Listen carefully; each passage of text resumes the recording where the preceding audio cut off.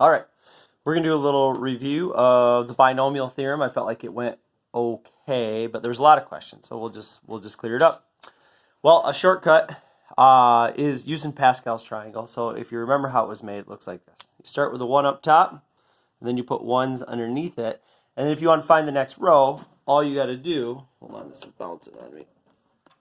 All you got to do is add up the two numbers above it. So 1 and 1 is 2, and then you always have 1s on the outside. So 1 and 2 is 3, 3. 1's on the outside, 4, 6, 4, and 1. I'll do one more row. 1, 5, 10, 10, 5, and 1. So you don't really need to memorize the triangle. But, yeah, just add up the two numbers above and put 1s on the outside, and you got it. Well, at first it just looks like a cute little pattern, but there's actually a lot of really cool math right in this thing. So first thing you got to understand is how to label the rows. So you don't start with row 1, you start with row 0. Okay. Start with row 0. So this right here is 0. There's 1. This is row 2. And if you forget,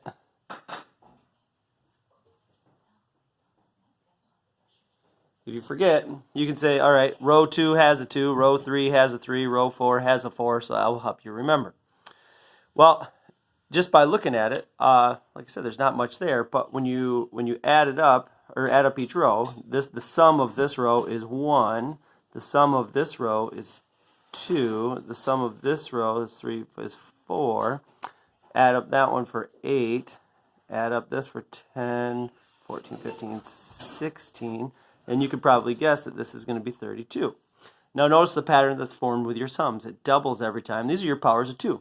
This would be 2 power 0, and that's row 0. This would be 2 power 1, that's row 1. 2 power 2 is row 2, and so on and so forth. So you can add up a row just by taking a power of 2. Let's see.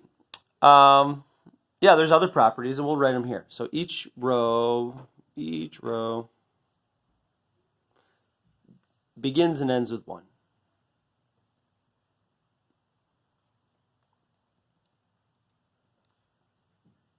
That's the first thing you got to know. Second one is the second number in each row. The second number is the row number.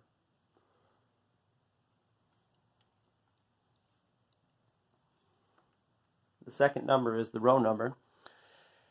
And the third thing I said right here is the sum of each row is 2 to the n. Next thing we notice that each row is symmetric.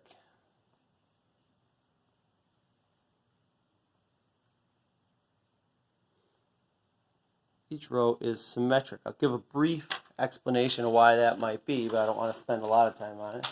If I have 3 cards here, and let's put them out like this. I got 3 cards, nice Dutch ones for you. And if I go, let's do 3, choose 1. If I choose 1, the question is, did I just choose 1 card or did I choose 2? Well, I chose 1, but I left 2 behind. So choosing 1 is kind of the same as leaving 2. Same thing. If I choose 1, you've just left 2. So choosing 1, leaving 2. So choosing 1, the number of ways to choose 1 is the same number of ways of leaving 2. So 3 choose 1 and 3 choose 2 are going to be the same. So you see the symmetry that's going to show up in the row, and maybe what would help to know is that each row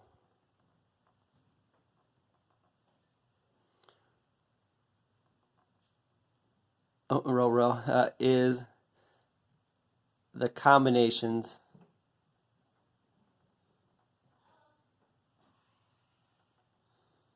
of n. So in other words, here are your combinations of 4. You can look them up quickly. 4 choose 0, 4 choose 1, 4 choose 2, 4 choose 3, and 4 choose 4. So there's some handy shortcuts that we can take, and we'll do those in a second. All right, something I just want to make a quick note. Notice that there's always one more number than the row number, meaning there's one number here in row 0, Row 1 has 2 numbers. Row 2 has 3 numbers. Row 3 has 4. So there's always one more number than what we one more number than the row number. So we'll talk about that in a sec. All right, let's answer some questions on the next page. Let's see if we can generate the 9th row. Well, if we're going to generate the 9th row, first of all, how many numbers are there that we're looking for? There's going to be one more, so there's 10. So we got to find 10 numbers. We got 1, 2, 3, 4, 5, 6, 7, 8, 9, 10. All right, might seem like it'll take a while, but we know the first one is 1, the last one is 1. We know the second one is 9, and we know the next one is 9. And we also know that there's symmetry. So if I can find this number, I also found that number. So these are your combinations. All the numbers are your combinations of n. So this would be 9 choose 0, 9 choose 1. That's 9 choose 2. So I'm going to go 9 choose 2 is going to be 36. So 36 goes here, but also 36 goes over here. Next, if you hit second and enter, you can get the numbers to pop up quick again and go 9 choose 3, which is 84. So we have an 84 here and an 84 here. And then the last one, we got 9 choose 4. And we should have 126. We got 126. It helps to know how many numbers you're looking for because that middle number might show up once and it might show up twice. So I know that there's 10 numbers, so I know that that 126 is going to show up twice. Find the sum of the row. Well, what you could do is you could add them all up, but we had a shortcut. Shortcut goes like this. Just go 2 to the 9th. 2 to the power of row 9, and you got it. So 512 is what we get if you add them all up. Find the third term in the 12th row. Once again, you don't need to draw the whole triangle out. We know the first term is 1. We know the second term is 12. And if we want to find the third term, well, this is just 12 choose 0. 12 choose 1, and 12 choose 2. So be careful, it's not choose 3 just because there's a 3 there. So we got 12 choose 2. 12 choose 2, and we have 66. All right, let's use it for probability. If a coin is flipped 8 times, well, first of all, let's not even think about our what they're asking us. Just how many outcomes are there? If I flip a coin 8 times, how many different things could happen? Well, the first time you flip it, you either got heads or tails. The second time you flip it, you either have heads or tails or heads or tails. And hopefully it makes sense that every time you flip it, it's going to double the number of outcomes that could possibly happen. So the number of outcomes is going to be 2 to the 8th power. So 256 different things could happen. Now here's the question. How many of them, if there's 8 flips, will have exactly 5 heads? Now it doesn't say 5 heads in a row. It doesn't say the first 5 have to be heads. It just says they have to have 5 of them in any order. Well, that's what a combination is. A combination says there's 8 things and I'm going to choose 5 of them and I don't care what order they show up in. They could be first, they could be last, they could be mixed up. So I'm going to go like this. 8, choose 5 for 56. So 56 out of the 256 for your probability. So 56 divided by 256 is going to be a 21.9% chance. Okay, so we can use these combinatorics for probabilities as well. All right, last thing is the binomial theorem. You guys already did a bunch, so I'm going to move quickly. But if we start to FOIL, notice I put these in this kind of weird looking shape here. In class, I would actually make you FOIL for a while and then let you quit. But anything to the 0 power is going to be 1. Anything to the 1 power, we get 1x plus 1y. And I'm going to box up all the numbers, all the coefficients, just so it's clear what we're doing here. If I do this x plus y squared, well, remember, it's not just x squared plus y squared. That's FOIL.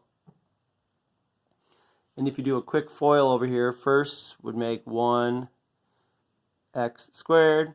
You go xy with another xy is going to be plus 2xy. Plus last is 1y squared. So, hey, if you look at this, you see the triangle showing up? It says the coefficients are going to be the numbers that go in front of, they come from Pascal's triangle. So I know the coefficients for the next row are going to be 1, 3, 1, 1. Now look what the x's are doing. X is the first term, and it's going power 2, power 1. It's not even there at all. So it's descending. Power 2, power 1, gone. So this one is row 3. It's going to go power 3, power 2, power 1, and gone. Look what the y is doing. It's going in reverse. Power 2, power 1. It's not there at all. So I'm going to go over here with a power 3, power 2, power 1. And it's not there at all. Add them up, and you got it. Okay? So try the last one. Pause it 1 sec. See if you can try the last row without any help. Well, I know the coefficients go 1, 4, 6, 4, and 1. The x's go x4, x3, x2, x, and no x at all. This goes no y. I'll go in reverse. y4, y3, y2, y, and no y at all. Got it. Very good. All right, so some quick conclusions that we can make about it. Notice the number of terms. There's 1, 2, 3, 4, 5. There's going to be n plus 1 terms. So row 4 has 5 terms. The first term is always x to the n. The last term is always y to the n. And the coefficients are your combinations of n.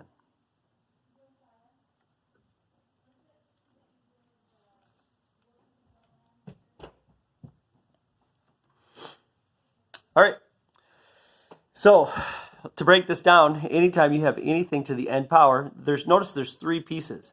There's a combination, a first term, and a second term. So if I have this one, I'm going to have the very first thing, you take your exponent, and you're going to go n choose 0, which is always 1. So you're going to have your combinations of n. Then you're going to have your x to the n, and you're going to have y to the 0. Notice here you have x to the 4th power and no y at all. Okay? If you add them up, they should always add up to n. The next one, this is going to be 4 choose 1. So you're going to have a combination, which is n choose 1. And these are going to descend. So you're going to go x to the n minus 1. And then these are going to ascend, go the other way, y to the 1. And notice if you add them up, you get n. Next, you have n choose 2. Your x is going to descend for x to the n minus 2. And then y is going to get bigger for y to the second. You're going to go all the way to the end, where you're going to go n choose n is going to be the last one that you have. N choose n, it's going to be x to the 0 and y to the n. Okay, but the point that I want to point out is that there's a combination of first term and a last term. So right here, Pascal's triangle, we have, for this one, we're going to use it. Our first term is x. Our second term is negative 3 and power 4. All right, so first let's write out our combinations. I'm going to steal them right out of the triangle up here. We got 1, 4, 6, 4, and 1. All right, then I'm going to take my first term, which is x, and slap an x by each one. Helps, I think, to put them in parentheses. And then I'm going to take a negative 3 and slap it by each one.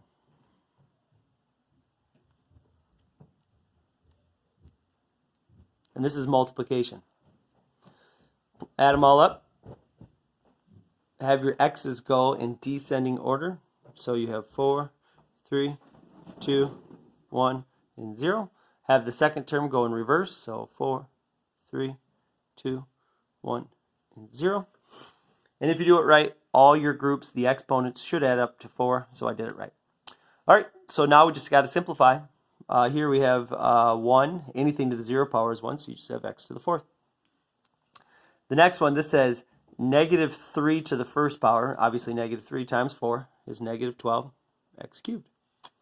Here we have negative 3 squared, which is 9, times 6 is 54. Next one, we have negative 3 to the 3rd is going to be negative 27. So we got negative 27 times 4 is negative 108. So we have minus 108, and it's going to be x. And then the last one, 1 times negative 3 to the 4th, which I believe is going to be 81. Let me double check. Yep, you have plus 81, and you have it. Okay, the next one, I'll set it up, but I won't do the whole problem. Your combinations of 3 go like this. You have 1, 3, 3, 1. You got 1, 3, 3, 1. Your first term is x squared, so you're going to go x squared by each one.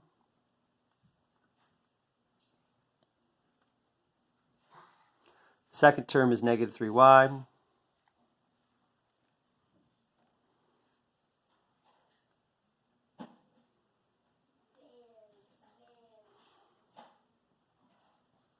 Add up in between them. And on the first term, you're just going to go descend. So you're going to go 3, 2, 1, 0. Reverse 3, 2, 1, 0. And after that, it's all algebra, keeping it straight. So this would be 1. Anything to the 0 is 1. And this would be x to the 6th. And like I said, I'm not going to do the whole thing just for time, but this would be 3 times negative 3. You'd have x to the 4th because you have powers of powers, and you got to keep it all straight. All right, let's finish up. What we can do. A coin is flipped 5 times. How many of the possible outcomes have at least 2 heads? Ooh, a lot going on there. Well, instead of using x and y, x plus y, what we're going to do is we're going to use h plus t. We're going to go h plus t, and because we're going to flip it 5 times, we're going to go to the 5th. Well, if we make row 5 of Pascal's triangle, it goes like this. I can steal it right out of here. It's going to be 1, 5, 10, 10, 5, 1. So let's write it down. 1, 5, 10, 10, 5, and 1. And then by each one, we're going to put a heads and a tails. So it's got heads by each one. And we can put a tails by each one.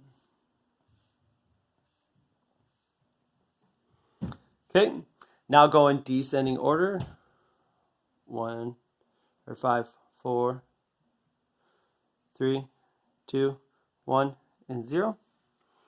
Over here we have 0, 1, 2, 3, 4, and 5. And think of it like a polynomial, or here's how we can think of it.